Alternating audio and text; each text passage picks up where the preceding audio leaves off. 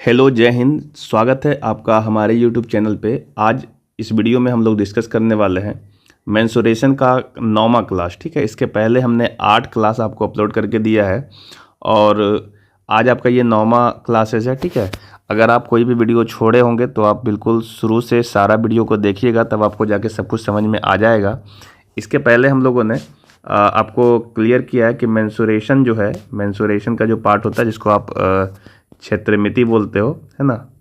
Mensuration में हम लोगों ने 2 पार्ट में बांट करके अध्ययन करना शुरू किया था और जिसमें हम लोगों ने 2D और 3D में इसको बांटा था। ठीक है, 2D वाला जो सेक्शन था उसमें हम लोग जो भी आपका वर्ग, आयत और वृत्त वगैरह था सब कुछ हमने बारी बारी से एक एक क्लास करके सब कुछ अपलोड कर दिया है। और आज आपका है क्लास नंबर 9। ठीक है, क्लास नंबर 9 है। हम लोग पढ़ने वाले हैं बहुभुज के बारे में। ठीक है, बहुभुज और समबहुभुज। ठीक है, ये 2 टॉपिक रहेगा आपका और इससे संबंधित हम लोग बहुत सारे क्वेश्चंस भी लेंगे, है ना।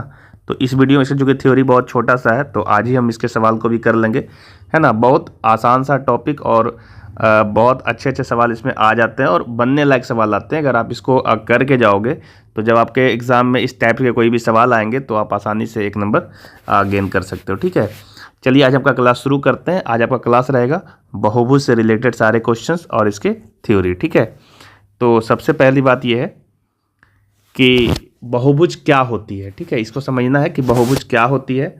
तो हम यहाँ पे लिख दे रहे हैं बहुभुज।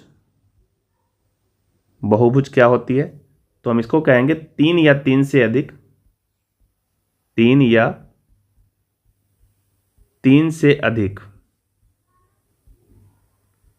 3 या 3 से अधिक भुजाओं से मिलकर बनी बंद आकृति, बंद आकृति,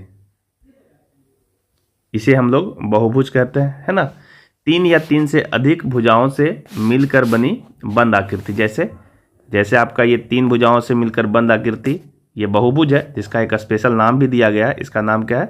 त्रिभुज। ठीक है, पर ये एक बहुभुज ही है। ठीक है, अगर हम 4 भुजाओं से बंद आकृति बनाए कुछ इस तरीके से, इसका नाम हो जाता है चतुर्भुज। तो हम लोग पढ़ चुके हैं चतुर्भुज कितने प्रकार के होते हैं, है ना। वास्तव में ये बहुभुज ही है। ठीक है, पर ये दोनों चीज़ें का तो अलग से आपका क्लासेस आता ही है। त्रिभुज का अलग क्लास है, चतुर्भुज का अलग क्लास है। इसके आगे जो आपका बनता है, जैसे 5 भुजाओं से मिलकर बने, है ना, 5 भुजाओं से जो मिलकर के बनती है आकृति, उसे हम लोग पंचभुज कहते हैं। ठीक है, और उसी तरीके से 6 भुजाओं से मिलकर जो आकृति बनती है उसे षष्ठभुज कहते हैं। उसी तरीके से 7 भुजाओं से जो मिलकर आकृति बनती है उसे सप्तभुज कहते हैं। उसी तरीके से 8 भुजाओं से जो मिलकर बनेगी उसे हम अष्टभुज कहेंगे, है ना। तो इस तरीके से ये सारी चीज़ें चलता है। ठीक है, तो ये है आपका बहुभुज। ठीक है, इंग्लिश में इसे हम लोग पॉलीगॉन कहते हैं, है ना, पॉलीगॉन।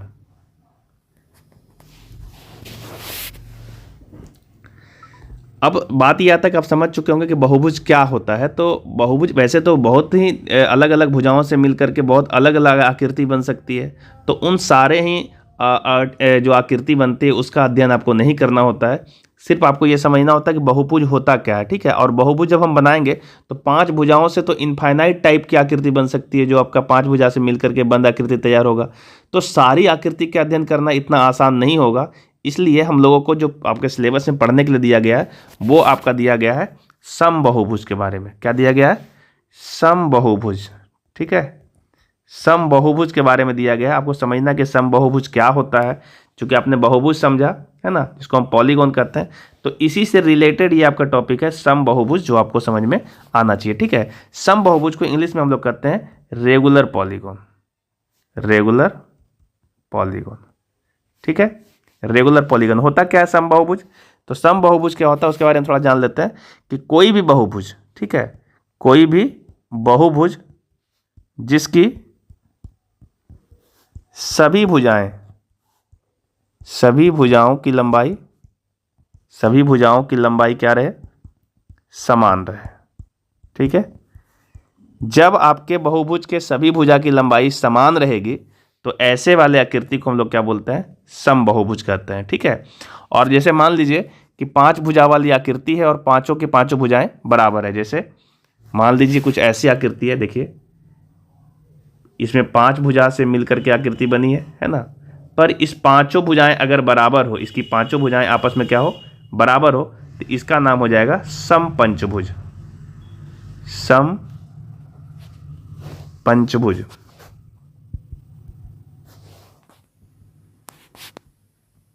उसी तरीके से 6 भुजाओं से अगर मिलकर के आकृति बनी है और इसके 6 भुजाएं आपस में क्या है, बराबर है, तो इसका नाम हो जाएगा समषष्टभुज। ठीक है, 6 भुजाओं से जो मिलकर बनता है उसे हम षष्टभुज कहते हैं। और जब सारों 6 भुजाएं बराबर होगी तो उसमें सम लगा देंगे तो ये हो जाएगा समषष्टभुज। उसी तरीके से समअष्टभुज बनता है ना। तो ये आपको समझ में आ गया होगा क्या होता है। अब इसमें पूछता क्या है सवाल, ठीक है, आपको पहले आकृति समझ में आया, अब इसमें क्या क्या पूछता है। तो आपको पहले ही मना कर दिया कि बहुभुज आपको सिर्फ जानना है क्या होता है, उससे नया जो शब्द बना है वो समबहुभुज बना है, वो आपको समझ में आना चाहिए। और अब आपको ये समझना है कि मान लीजिए सपोज कि एक आकृति है, यहाँ पे हम एक आकृति बना रहे हैं, 6 भुजा वाली आकृति है,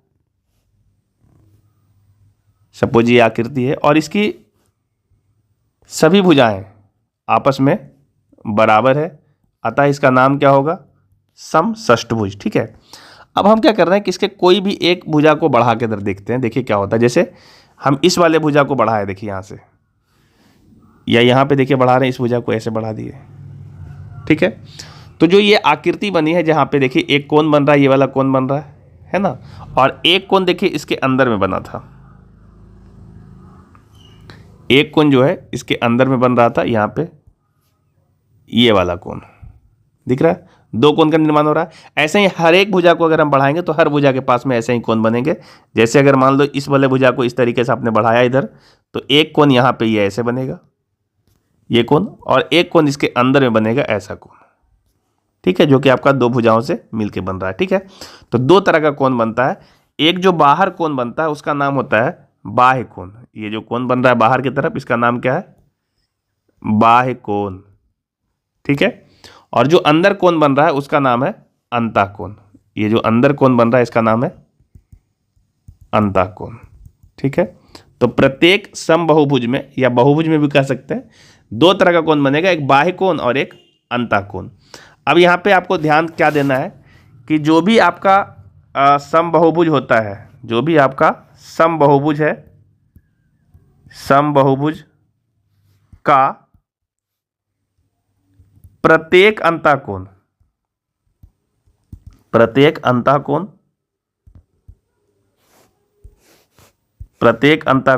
बराबर होते हैं तथा समबहुभुज के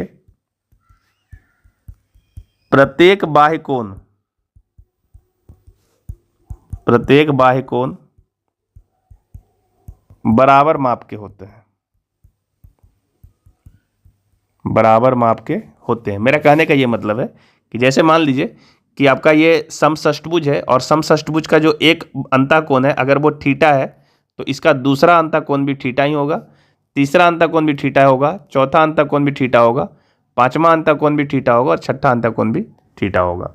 और यदि एक समबहुभुज के बाह्य कोण का मान अगर सपोज मान लेते हैं कि ये अल्फा है, कुछ एंगल बोल देते हैं ये अल्फा है, तो इसका जो दूसरा बाह्य कोण होगा ये वाला, ये भी अल्फा ही होगा।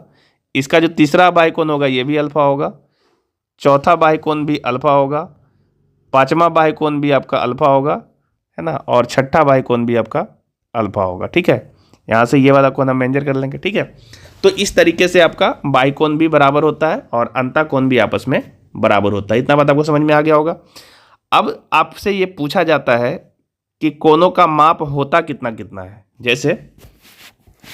जैसे हम यहाँ पे एक आकृति बना रहे हैं, फिर से हम वही आकृति ले रहे हैं। देखिए 6 भुजा वाली आकृति जो थी जिसको हम षष्टभुज बोल रहे हैं, समषष्टभुज, और इस आकृति में है ना बाह्य कोण के बारे में और अंतःकोण के बारे में समझ में आ गया। अच्छा, एक बात आपको और यहाँ पे पहले समझ लेते हैं कि जो आपका बाह्य कोण होता है और जो अंतः कोण होता है, जैसे ये इसका देखिए बाह्य कोण है और इसके अंदर वाला ये वाला जो कोण है इसको अंतः कोण कहते हैं, ठीक है। तो हम यहाँ से बाह्य कोण को अल्फा बोल देते हैं और अंतः कोण को हम लोग थीटा बोल देते हैं, ठीक है। तो जो भी आपका अंतः कोण है, अंतः कोण, और अगर बाह्य कोण, बाहर के कोण को अगर हम जोड़ते हैं तो ये वैल्यू आपका 180 डिग्री का होगा। चूंकि एक सरल रेखा पे जो कोण बनती है वो 180 डिग्री का होता है। ये वाला पूरा का पूरा कोण जो है, ये पूरा कोण 180 का होगा, है ना। तो हम कह सकते हैं थीटा और अल्फा को जोड़ लेंगे, थीटा प्लस अल्फा को, तो ये वैल्यू आपका 180 का देगा, ठीक है।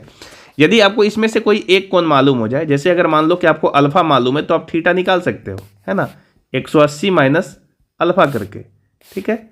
अगर आपको सपोज ये अल्फा मालूम है, अल्फा किसको बोल रहे हैं, अल्फा कह रहे हैं बाह्य कोण को, अगर आपके पास बाह्य कोण का मान मालूम पड़ जाए तो आप उसके अंतः कोण का मान इस फॉर्मूले से निकाल सकते हो, है ना। और ये कोई बहुत बड़ा फॉर्मूला तो है नहीं, बच्चे से पढ़ते आ रहे हो, है ना।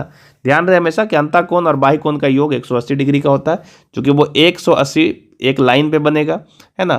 तो दोनों को जोड़ रहे हैं तो 180 आ रहा है, तो थीटा प्लस अल्फा का मान अगर यहाँ पे 180 है तो हम यहाँ से थीटा का मान बता सकते हैं। अगर आपको अल्फा मालूम है तो थीटा बता दो, थीटा मालूम है तो अल्फा बता दो, ऐसा आप कर सकते हो, ठीक है। अब एक छोटा सा फॉर्मूला है जिसको आप याद कर लीजिए, ये बहुत काम का फॉर्मूला है और इसी फॉर्मूले से सारा सवाल आसानी से सॉल्व हो जाएगा, ठीक है। एक फॉर्मूला जो मैं कह रहा हूँ आपको याद करने के लिए, वो फॉर्मूला क्या है, यहाँ लिख रहा हूँ, देखिए कि यदि कोई समबाहुभुज, यदि कोई समबाहुभुज जिसमें भुजाओं की संख्या, जिसमें भुजाओं की संख्या n है के प्रत्येक बाह्य कोण का मान, प्रत्येक बाह्य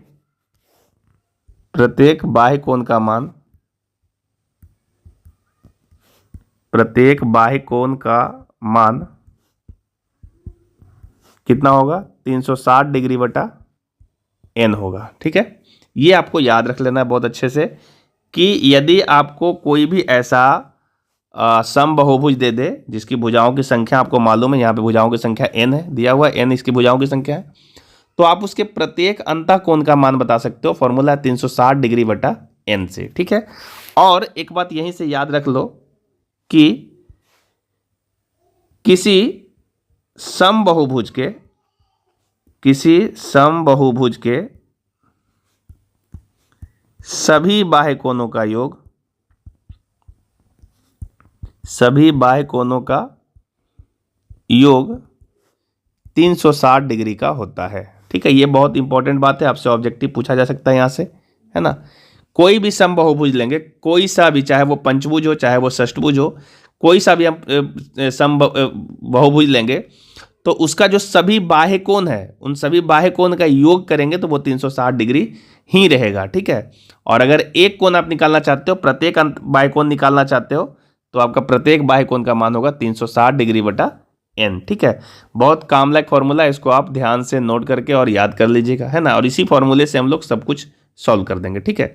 तो यदि हमारे पास बाह्य कोण का मान फॉर्मूले से आ जाए कि बाह्य कोण का मान कितना होता है, जैसे हमारे पास बाह्य कोण का मान मालूम हो जाए कि बाह्य कोण कितना होता है, तो हम कह सकते हैं बाह्य कोण का फॉर्मूला हमने क्या पढ़ा है, 360 डिग्री बटा n, ठीक है। ये प्रत्येक बाह्य कोण है, तो हम उसके अंतः कोण का मान बता सकते हैं कि अंतः कोण का मान क्या होगा। तो अभी जस्ट बताए कि 180 डिग्री में बाह्य कोण को आप माइनस कर देंगे, 180 डिग्री माइनस बाह्य कोण, तो ये वैल्यू बन जाएगा 180 डिग्री माइनस 360 डिग्री बटा n, ठीक है। कुछ भी दिमाग नहीं लगाना है, बस इस फॉर्म में ही आप याद रखिए, इसी फॉर्म से आपका काम आसानी से हो जाएगा, ठीक है। बाह्य कोण का मान पूछेगा तो 360 डिग्री बटा n कर लीजिएगा, ठीक है। अंतः कोण का मान पूछेगा तो आप 180 माइनस 360 डिग्री बटा n कर लीजिएगा, इससे आपका काम हो जाएगा। जैसे एक एग्जाम्पल देते हैं, एक एग्जाम्पल दे रहे हैं, देखिए समषष्ठभुज के प्रत्येक अंतः कोण और बाह्य कोण का मान बताएं। ठीक है, समषष्टभुज है, यानी n का वैल्यू क्या यहां पे लेंगे, n का वैल्यू 6 लेना है आपको। तो यदि आप बाह्य कोण जानना चाहते हो, बाह्य कोण जिसको हम अल्फा से डिनोट किए थे, तो हम इसको बोल सकते हैं 360 डिग्री बटा n होता है, और n के जगह पे 6 आया है, तो हम यहाँ 6 रखेंगे तो कितना आएगा 60 डिग्री का। इसका मतलब ये हुआ कि जो आपका समषष्टभुज बनेगा, इस समषष्टभुज का, समषष्टभुज मतलब सारी भुजाएं जब बराबर होगी, तो इसका जो एक बाह्य कोण बन रहा है ये वाला 60 डिग्री का होगा, दूसरा वाला भी 60 डिग्री का ही होगा, तीसरा वाला भी 60 डिग्री का होगा, चौथा भी 60 डिग्री का होगा,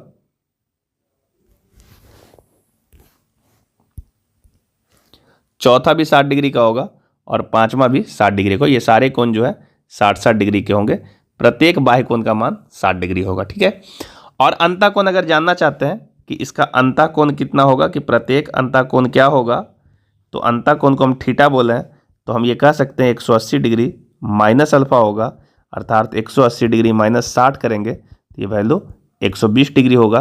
तो आप ये कह सकते हैं कि इसका जो प्रत्येक अंतःकोण है, ये प्रत्येक अंतःकोण ये सब 120 डिग्री का होगा, है ना। क्योंकि प्रत्येक अंतःकोण 120 डिग्री का है, तो सारा अंतःकोण तो सेम ही होना है, तो ये सब 120 डिग्री का रहेगा। ठीक है, और बाह्य कोण 60-60 डिग्री का रहेगा। तो इस तरीके से छोटा छोटा सवाल आपसे बहुत ज़्यादा पूछा जाता है, ध्यान रखिएगा इस चीज़ को। और एक ही छोटा सा फॉर्मूला जो है 360 डिग्री बटा n, बाह्य कोण का मान, इससे ही आपका सारा सवाल सॉल्व हो जाएगा। ठीक है, इतना आप ध्यान में रख लीजिएगा, तो आपका काम इस चैप्टर से आसानी से हो जाना है। ठीक है, चलिए हम आगे चलते हैं और देखेंगे कुछ सवाल को कि क्या इससे सच में सारा सवाल सॉल्व हो जाता है। सवाल कैसा भी होगा तो भी आसानी से सॉल्व हो जाएगा। कुछ इंपॉर्टेंट बातें अगर बीच में मिलेगा सवाल के बीच में, तो हम उसे आपको बताते चलेंगे, आप उसको नोट कर लेंगे, अच्छे से समझ लेंगे, और उसका इस्तेमाल करके आप इस चैप्टर पे काबू पा सकते हैं। चलिए सवाल दिखाते हैं कि रेलवे ने कैसा कैसा सवाल पिछले एग्जाम में, जो आपका ALP वाला एग्जाम हुआ था, उसमें क्या क्या पूछा था, वो सारा सवाल आप देखने को मिल जाएगा। देखिए जो आपका पहला सवाल है वो देखिए आपके स्क्रीन पे होगा। पहला सवाल क्या कह रहा है कि एक बहुभुज के, देखिए यहाँ पे बहुभुज लिखा है, पर आपको मान के चलना समबाहुभुज का सवाल है। एक बहुभुज के अंतःकोणों का योग 2160 डिग्री है, तो बहुभुज में भुजाओं की संख्या कितनी है। देखिए यहाँ पे अंतःकोणों का योग दिया हुआ है 2160। ठीक है, देखिए इसको सॉल्यूशन कैसे इसका बनना है। तो अंतःकोणों का योग दिया हुआ है, देखिए अंतःकोणों का योग, हम थोड़ा आपको डिटेल से ही बता के चलेंगे ताकि आप समझ लीजिए इसको सही तरीके से, इतना है। ठीक है, अब हम यह समझते हैं ना कि अगर ये जो आपका बहुभुज है, ये बहुभुज में अगर मान लेते हैं भुजाओं की संख्या n है, तो हम कहें कि इसका प्रत्येक बाह्य कोण कितना का होगा, प्रत्येक बाह्य कोण, तो बाह्य कोण का आपने फॉर्मूला पढ़ा है कि बाह्य कोण कितना होता है 360 डिग्री बटा n। ठीक है, अगर हम बोले प्रत्येक अंतःकोण कितना होगा, प्रत्येक अंतःकोण, तो क्या बोलेंगे कि अंतःकोण तो हम निकालते हैं 180 डिग्री और माइनस 360 डिग्री बटा n करके, है ना। तो ये आपका प्रत्येक अंतःकोण मिला। और ऐसे ऐसे n भुजाएं हैं, देखो यहाँ पे n भुजाएं हैं, जैसे आपको थोड़ा सा समझ लेते हैं कॉन्सेप्ट। अगर 3 भुजाएं होता है तो इसके कोण भी 3 होते हैं, अगर 4 भुजाएं होता है तो इसके कोण भी 4 होंगे, अगर 5 भुजाएं होगा तो कोण भी 5 होगा। उसी तरीके से अगर n भुजाएं हैं तो इसके कोण भी n होंगे, और प्रत्येक कोण तो बराबर ही है ना। तो हम लोग क्या करेंगे, n भुजा वाला जो है, n भुजा वाला बहुभुज के सभी कोणों का योग क्या होगा, सभी कोणों का योग क्या होगा। तो एक कोण का तो है 180 डिग्री माइनस 360 डिग्री बटा n, और ऐसे ऐसी n भुजा है तो n से मल्टीप्लाई कर देंगे, 2 भुजा है तो 2 से गुना कर देंगे, क्योंकि सारा कोण तो बराबर ही है ना। जैसे मान लो कि सारा कोण 60-60 डिग्री का है, तो 60 डिग्री 120 होता है ना, तो 2 गुने 60 क्यों नहीं कर लें। तो हम लोग यही किए हुए हैं कि अगर n भुजा है तो इसको n गुने इतना कर लेंगे, और यही वैल्यू जो है आपको दिया हुआ है 2160। ठीक है, यही वैल्यू आपका 2160 है। अब इसको हम अगर थोड़ा सा सॉल्व करें तो देखो इधर से 180 डिग्री और ये n से मल्टीप्लाई कितना होगा, माइनस ये 360 बटा n को n से करेंगे तो ये 360 डिग्री आएगा, और ये वैल्यू आ गया 2160। इसको हम अगर सॉल्व करें तो यहाँ से फाइनल n का वैल्यू आएगा 2160 प्लस 360, चूँकि ये वाला 360 जाके जुड़ जाएगा उधर, अब बटा 180। अगर हम फाइनल इसको सॉल्व कर लेंगे तो ये वैल्यू कितना आ जाएगा, तो ये 0, 6 6 12 का 2 बाकी 1, 3 1 4 1 5 और ये वैल्यू 2 हो गया। इसको हम 180 से जब काटेंगे तो ये 0 0 कैंसिल हो गया और ये फाइनल जो है 18 से जब काटेंगे तो ये 14 बार में कट जाएगा। ठीक है, तो ये आपका n का वैल्यू आ गया 14, जो कि भुजाओं की संख्या माने थे और पूछा भी है कि भुजाओं की संख्या कितनी है, तो ये भुजाओं की संख्या 14 आएगा, यही इसका सही जवाब है। ठीक है, उम्मीद है आप सवाल को समझ पाओगे। इसको हमने थोड़ा सा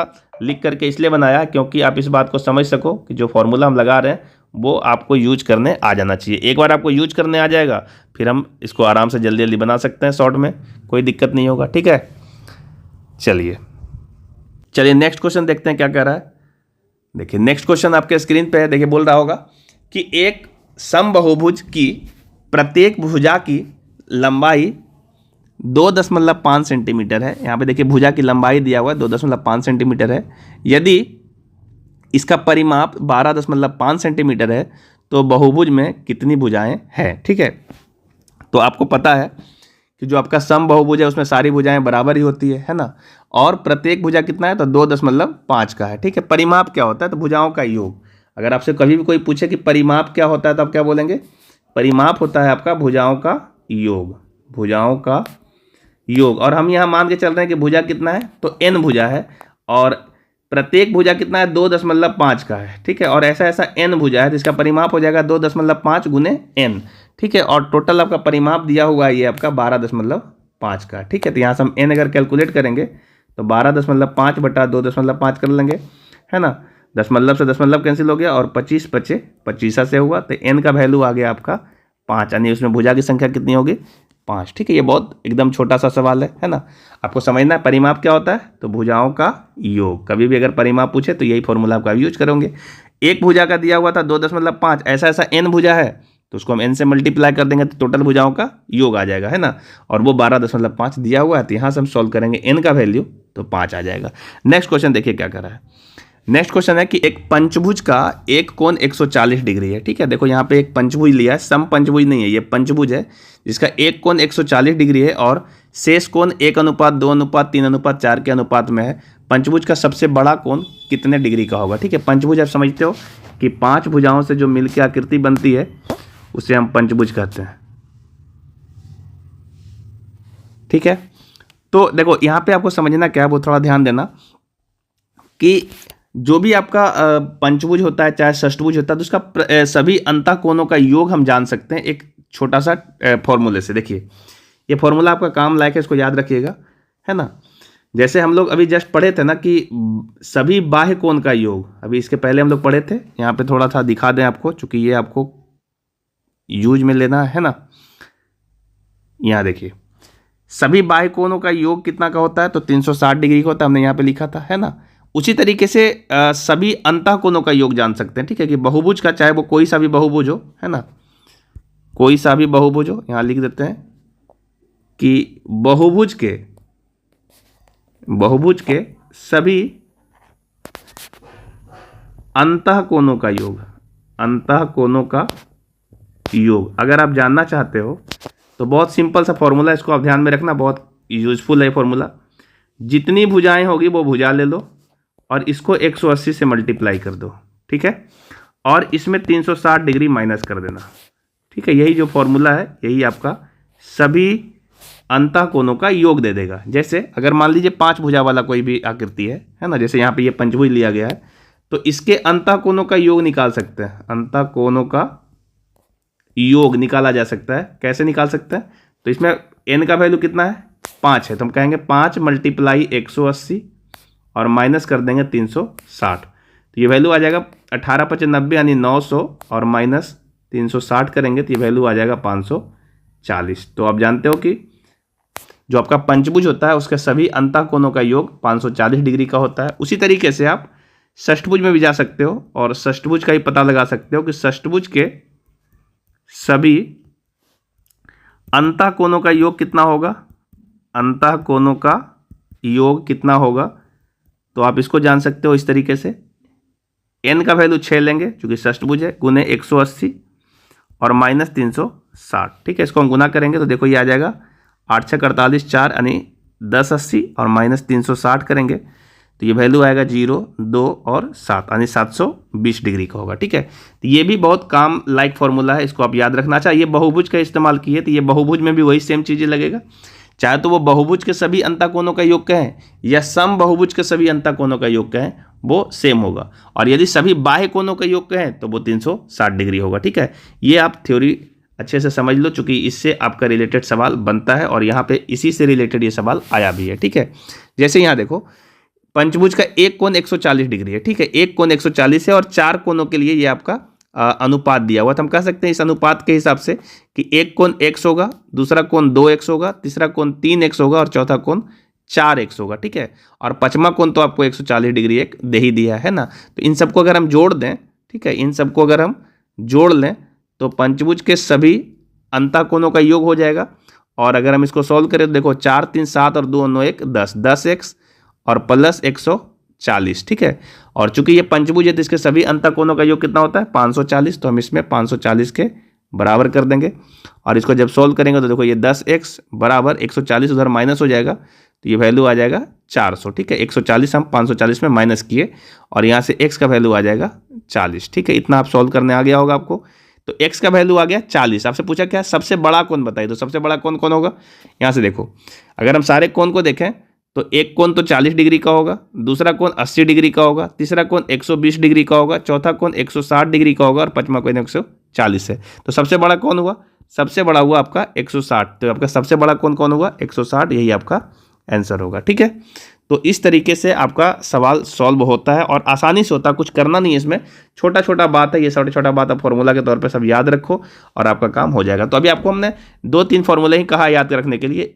फॉर्मूला जो भी हम आपको एक बार रिवाइज कराते हैं, देखिए दिमाग में सेट कर लीजिए। पहला फॉर्मूला है कि किसी भी समबाहुभुज के प्रत्येक बाह्य कोण का मान कितना होगा, तो 360 डिग्री बटा n होगा। देखिए यहाँ पे हमने लिखा है ये सारी बातें, एक बार रिमाइंड करके चलिए, क्योंकि सवाल यही इन्हीं सारी चीज़ों से बनने वाला है ना। देखिए कोई भी समबाहुभुज जिसके भुजाओं की संख्या n है तो उसके प्रत्येक बाह्य कोण का मान कितना होगा 360 डिग्री बटा n। तो एक फॉर्मूला ये हो गया। दूसरा फॉर्मूला है कि किसी समबाहुभुज के सभी बाह्य कोण का योग कितना होता है, तो बाह्य कोण का योग 180 डिग्री का होता है। तीसरा है अगर आपको अंतःकोण चाहिए तो आप 180 डिग्री में बाह्य कोण को घटा दीजिएगा तो आपको अंतःकोण मिल जाएगा। और लास्ट जो सबसे इंपॉर्टेंट फॉर्मूला जो हमने यहाँ पे लिखा है वो है आपका बहुभुज के सभी अंतःकोणों का मान। बहुभुज कहें या समबाहुभुज कहें, दोनों तरीके से सेम ही वैल्यू मिलेगा, है ना। तो बहुभुज के सभी अंतःकोणों का मान कितना होगा, तो n × 180 माइनस 360 डिग्री। यहाँ पे n जो है भुजाओं की संख्या है, जितनी भुजा लेंगे वो आपका n का वैल्यू हो जाएगा। ठीक है, चलिए नेक्स्ट क्वेश्चन दिखाते हैं क्या बोल रहा है।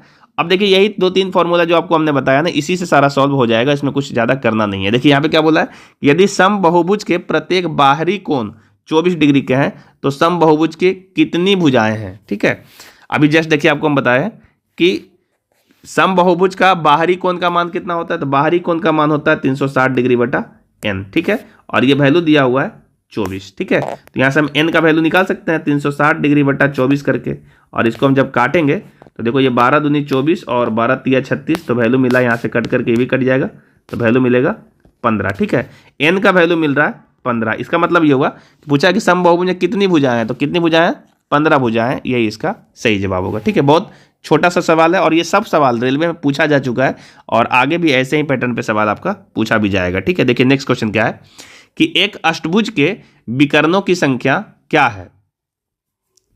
एक अष्टभुज के विकर्णों की संख्या क्या होगी, ये आपसे पूछ रहा है। ठीक है, अष्टभुज मतलब क्या होगा, 8 भुजा वाला जो आकृति होगा उसको अष्टभुज कहते हैं, और इसमें विकर्णों की संख्या पूछा कि कितने विकर्ण बनेंगे। ठीक है, देखिए ये सवाल आपको बेसिकली परमुटेशन एंड कॉम्बिनेशन का भी हो सकता है, पर आपको हम समझा दे रहे हैं, इसमें कोई बहुत बड़ा बात नहीं है। देखिए यहाँ पे एक फिगर ड्रॉ करते हैं आपको समझाने के लिए। जैसे ये देखिए 2 भुजा हो गया, 3 4 5 6 7 और ये हो गया 8। ठीक है, 8 भुजाएं हैं, तो इसके देखो 8 बिंदु भी तो होंगे, 1 2 3 4 5 6 7 8। ठीक है, तो अब यहाँ पे समझना क्या विकर्ण क्या होता है, तो विकर्ण किसी भी एक बिंदु को, जैसे हम मान लो कि इस बिंदु से हम शुरू कर रहे हैं ए से, तो इस बिंदु को बी से मिलाओगे तो विकर्ण नहीं बनेगा, और इधर से देखो ये सी है, इसको डी ई एफ जी और इसको हम एच कर देते हैं, तो एच से मिलाओगे तो विकर्ण नहीं बनेगा, यानी ए को बी से और एच से मिलाओगे तो विकर्ण नहीं बनेगा। उसी तरीके से बी को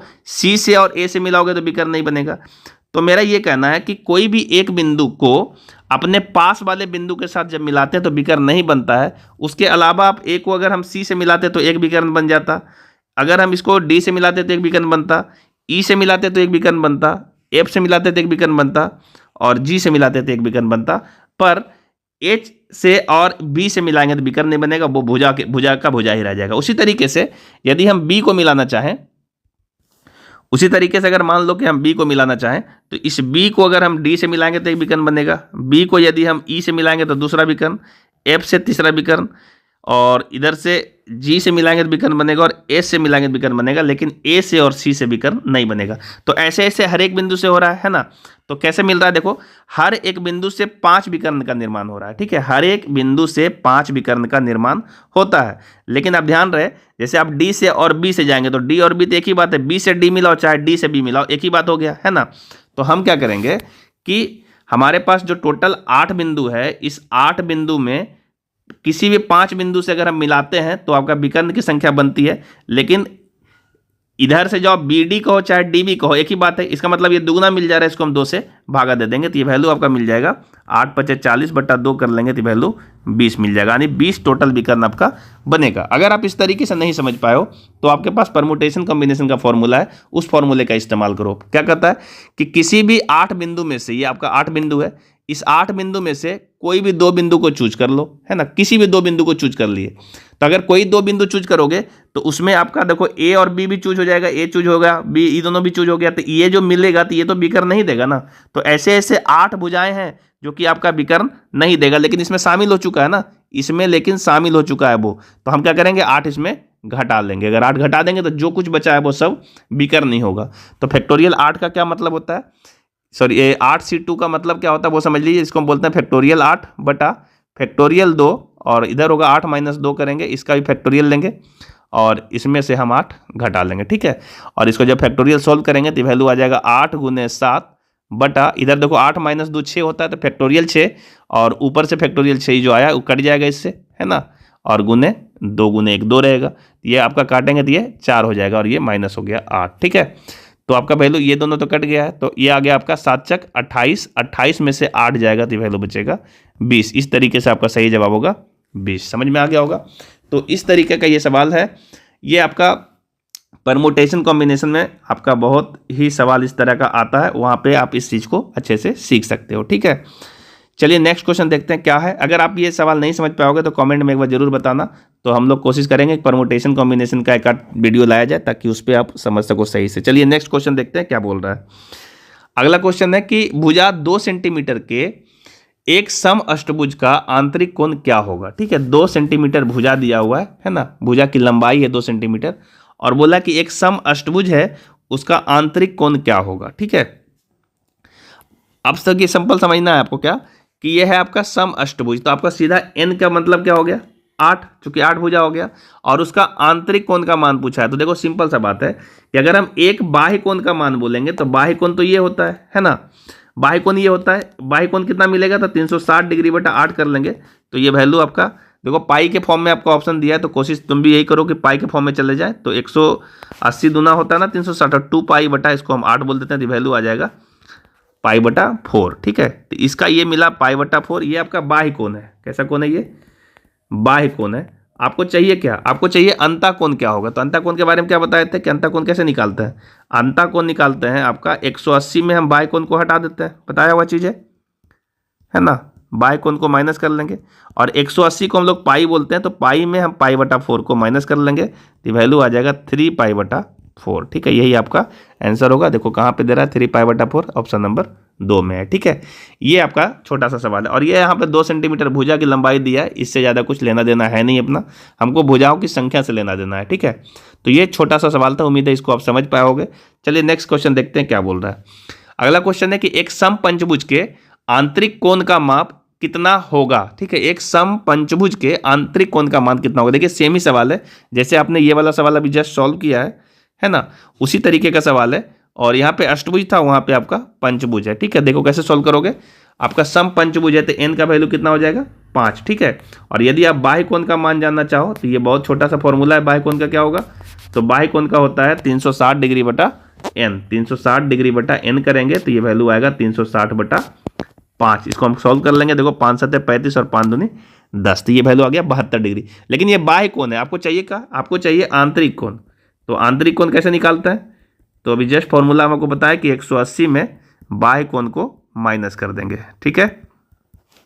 तो 180 में अगर हम 72 को माइनस कर देंगे तो ये वैल्यू आ जाएगा आपका, इधर 8 आ गया और यहाँ से ये 0 और ये 108 डिग्री, ये आपका आंसर आ रहा है। ऑप्शन नंबर देखिए 2 में 108 है, यही इसका सही जवाब होगा, ठीक है। उम्मीद है आप सभी सवाल को समझ पा रहे होंगे आसानी से। अगला क्वेश्चन क्या बोल रहा है कि 12 भुजाओं वाले एक समबाहुभुज के अंतर्गत खींचे गए वृत्त का व्यास क्या है जिसकी प्रत्येक भुजा 1 सेंटीमीटर है, ठीक है। यहाँ पे देखिए एक आपका लिया गया 12 भुजा वाला समबाहुभुज है, ठीक है। 12 भुजा है इसमें, तो 12 भुजाओं यहाँ पे हम नहीं बना रहे हैं, हमको समझने के लिए हम यहाँ पे इस तरीके से 3 भुजा बना दे रहे हैं, है ना।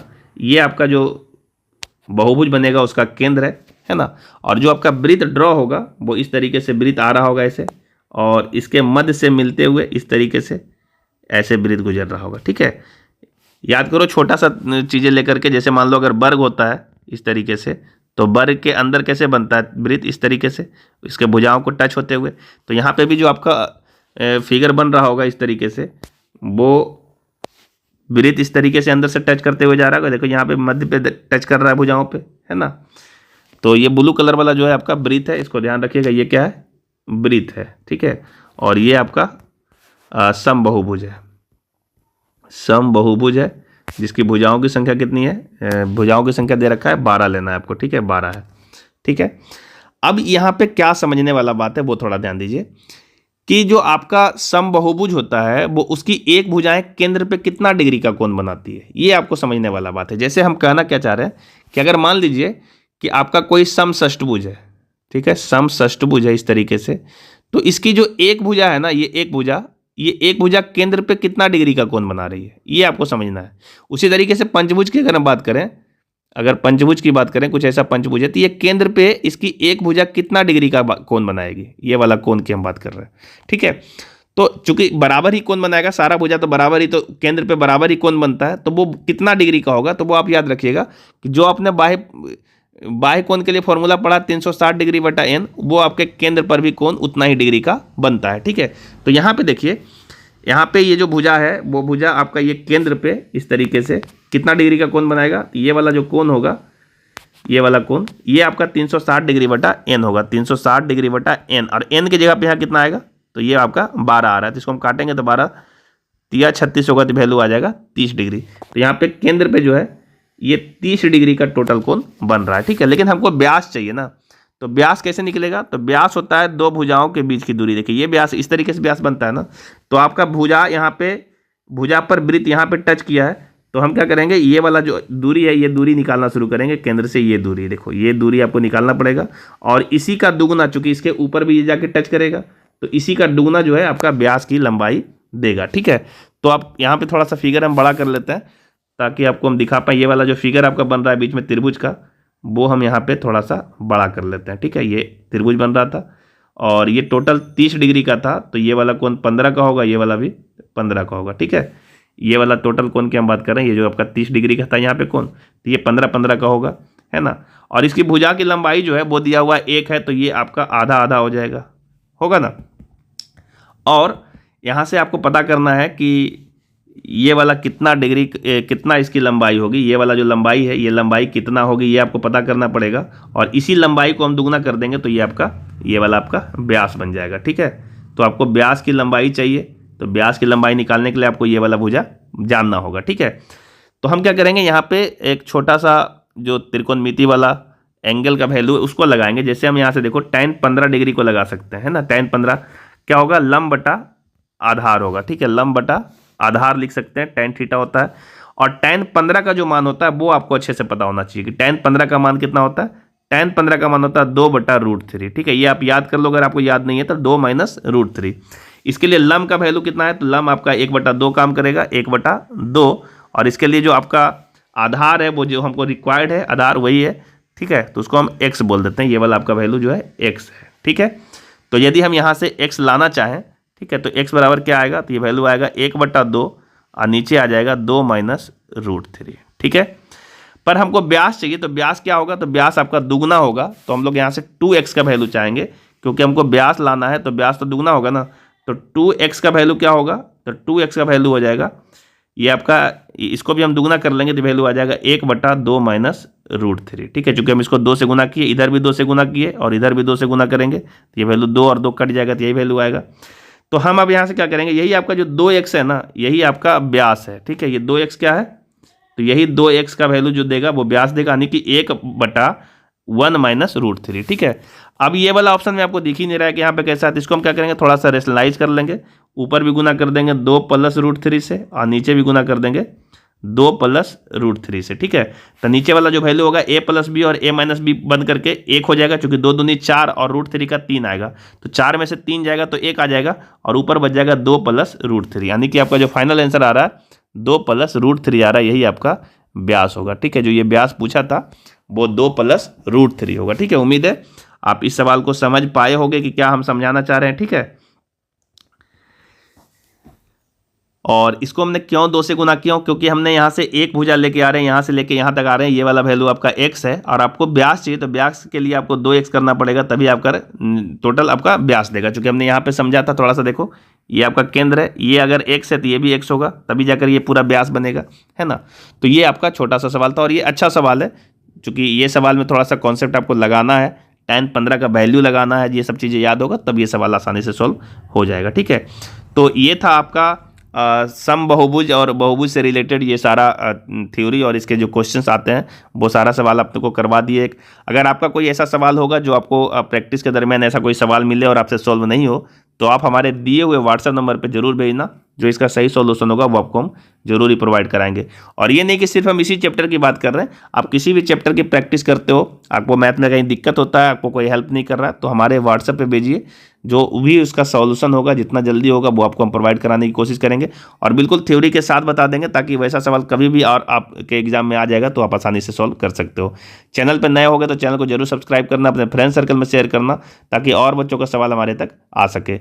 चलिए मिलते हैं हम नेक्स्ट वीडियो में, चूंकि आपका 2D टोटल खत्म हो चुका है इस वीडियो के बाद। अब हम लोग 3D स्टार्ट करेंगे, जिसमें हम लोग 3D जो फिगर होता है, जिसमें आपको आयतन वगैरह निकालना है और पृष्ठ का क्षेत्रफल वगैरह निकालना है, बहुत सारा क्वेश्चन होगा और वो भी काफ़ी इंपॉर्टेंट होगा।